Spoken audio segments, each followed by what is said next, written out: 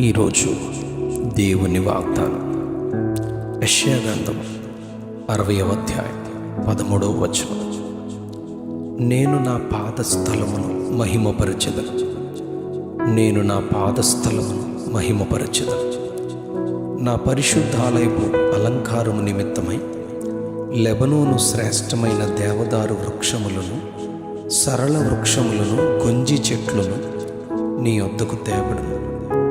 నేను నా పాదస్థలమును మహిమపరచెదను. ప్రవక్త అయిన యెషయా దేవుని పరిశుద్ధ ఆలయమును గూర్చి ఈ ప్రవచనాన్ని పలుకుతూ ఉన్నారు. ఈ యావత్ ప్రపంచాన్ని తన నోటి మాట చేత సృజించిన సృష్టికర్త అయిన దేవుడు తాను ఏర్పరచుకొనిన స్థలమును గూర్చి ఎంతో గొప్పగా ప్రకటిస్తూ ఉన్నారు. యెషయా గ్రంథం 66వ అధ్యాయం 1వ వచనంలో ఆకాశము నా సింహాసనము, భూమి నా పాదపీఠము అని ఆయన తన గొప్ప ఉనికిని చాటుకుంటూ ఉన్నారు. యెషయా గ్రంథం 65వ అధ్యాయం 18వ వచనంలో నేను యెరూషలేమును ఆనందకరమైన స్థలముగాను, ఆమె ప్రజలను హర్షించు వారిని గాను సృజించుచున్నాను. నేనే యెరూషలేమును గూర్చి ఆనందించదను, నా జనులను గూర్చి ప్రహర్షించదను అని దేవుడు తెలియచేస్తూ ఉంటాడు. దేవుని ఆలయాన్ని గూర్చి, అందు నివసించు సేవించు ప్రజలను గూర్చి ఈ వాగ్దానం చేస్తున్నారు దేవుడు. 60వ అధ్యాయం యెషయా గ్రంథం 7వ వచనంలో నా శృంగార మందిరమును నేను శృంగారించదను అని ప్రభు మందిరాన్ని కనపరుస్తూ ఉన్నారు. 132వ కీర్తన 13వ వచనంలో యెహోవా సియోనును ఏర్పరచుకొని ఉన్నాడు, తనకు నివాస స్థలముగా దానిని కోరుకొని ఉన్నాడు. ఇది నేను కోరిన స్థానము, ఇది నిత్యము నాకు విశ్రమ స్థానముగా ఉండును. ఇక్కడనే నేను నివసించదను, దాని ఆహారమును నేను నిండారులుగా దీవించదను. దానిలోని బీదలను ఆహారముతో తృప్తిపరచెదను. దాని యాజకులకు రక్షణను వస్త్రముగా ధరింపచేసేదను.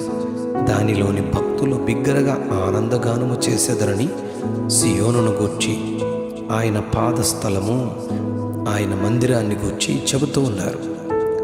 యెషయా గ్రంథం 55వ అధ్యాయం 13వ వచనంలో దేవుని మందిరము అలంకారము నిమిత్తము ముండ్ల చెట్లకు బదులుగా దేవదారు వృక్షములు మొలుచును, దోదగుండి చెట్లకు బదులుగా గొంజి వృక్షములు మొలుచును.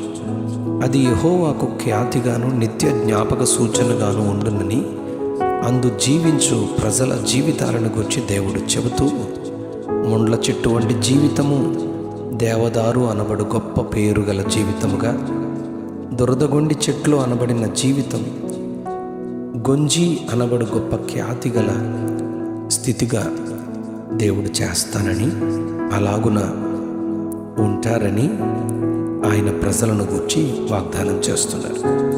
విలువలేని నీచమైన జీవితాలను ఎంతో గొప్ప పేరుగల నీతిగల జీవితములుగా ప్రభు మారుస్తారు. యెషయా గ్రంథం 56వ అధ్యాయం 7వ వచనంలో నా ప్రార్థనా మందిరములో వారిని ఆనందింపచేసేదను. 2వ సమూయేలు 22:7లో 18వ కీర్తన 6వ వచనంలో నా శ్రమలో నేను యెహోవాకు మొరపెట్టి తిని ఆయన తన ఆలయములో ఆలకించి నా ప్రార్థనను అంగీకరించనని దేవుని మందిరము ఆలయమును గూర్చి దావీదు తెలియజేస్తూ ఉన్నాడు. ఈ మందిరాన్ని గూర్చి మొట్టమొదట తెలుసుకున్నవాడు, దర్శనము ద్వారా గుర్తించి ప్రకటించినవాడు ఇస్సాకు కుమారుడైన యాకోబే.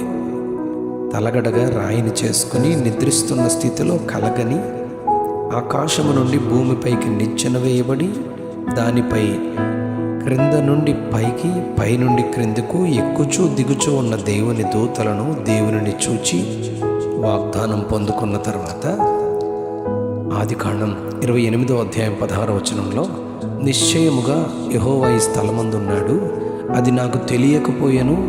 ఈ స్థలము ఎంతో భయంకరము, ఇది దేవుని మందిరమే గాని వేరొకటి కాదు, పరలోకపు గవిని ఇదే అని యాకోబు చెబుతూ ఉన్నాడు.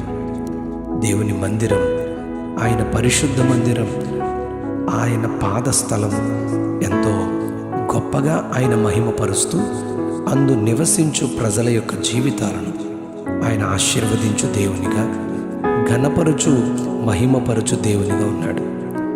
ఆయన పాదస్థలమైన దేవుని మందిరమును మహిమపరచుదునని వాగ్దానం చేస్తున్న దేవుడే మందిరాన్ని, అందు నివసించు మనలను, ప్రార్థించు నీ మనవిని, మ్రొక్కుకొను నీ మ్రొక్కుబడిని అంగీకరించి మనలను మహిమపరిచి ఘనపరిచి దీవించును గాక.